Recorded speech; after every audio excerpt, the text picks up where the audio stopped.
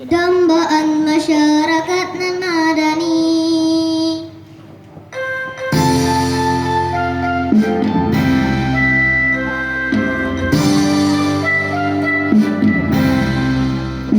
Darul Falah Taman Pendidikan Al-Quran membentuk generasi nan Islami.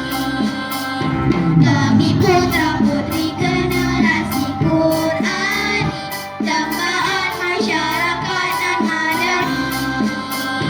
Agama Islam sebagai agama kami, kitab Al-Quran sebagai pedoman, junjungan Nabi Muhammad Rasul pilihan, para muslimin sebagai saudara, berteguh keyakinan akan kitab suci, berlandaskan syariat dan Islami, berjuang di jalan Allah tanpa mengenal letih.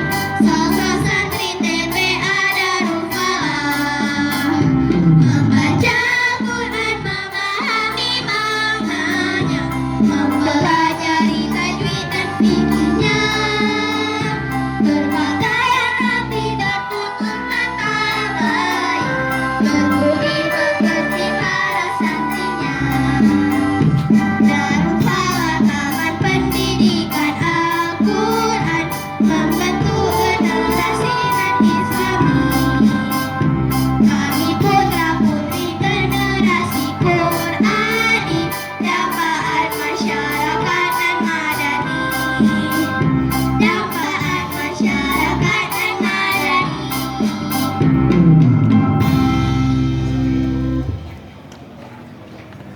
Dunia akhirat mendapat surga.